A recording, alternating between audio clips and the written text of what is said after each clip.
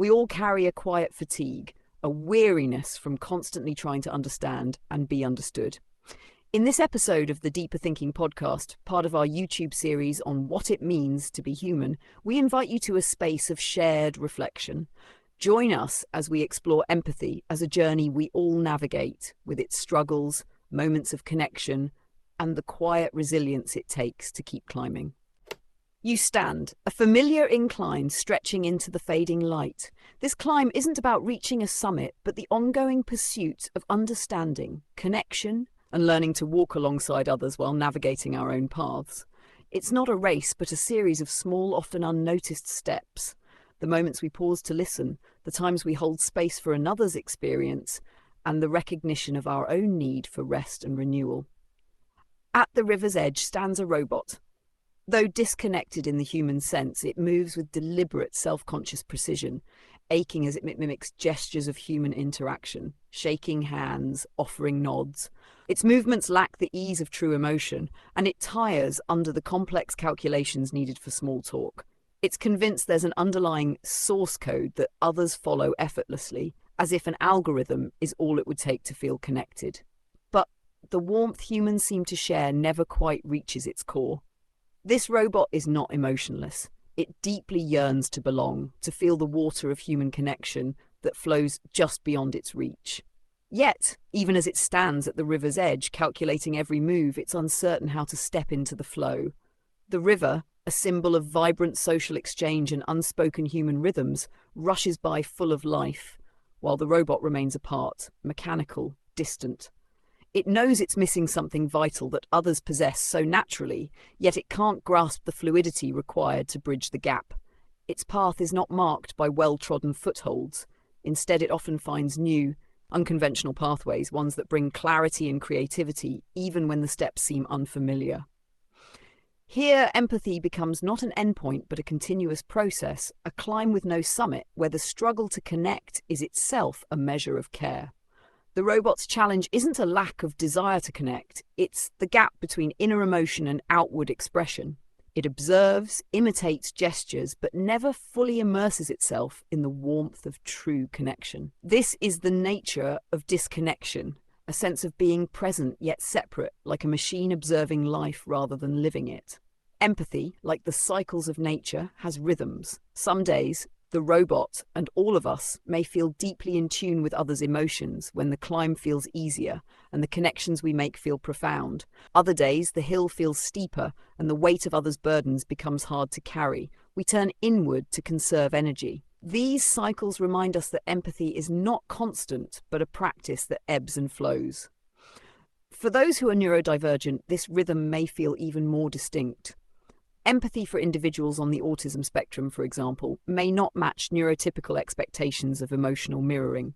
Their empathy might show through actions, attention to detail, problem-solving, or noticing disruptions in routine.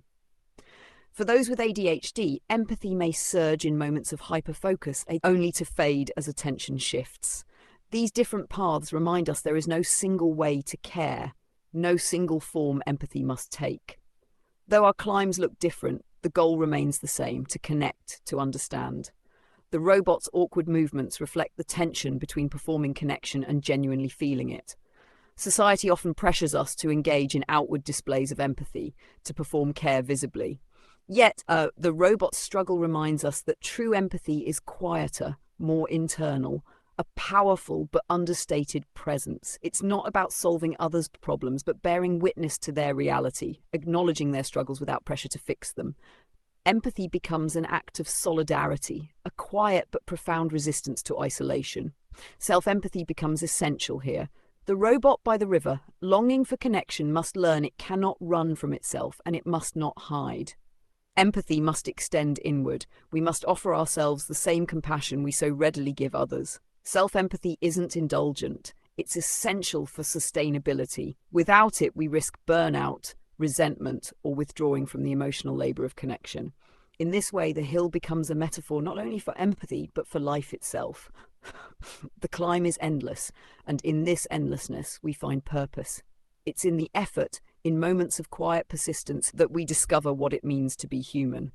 The robot's climb isn't one of despair, but of perseverance, a shared endeavour.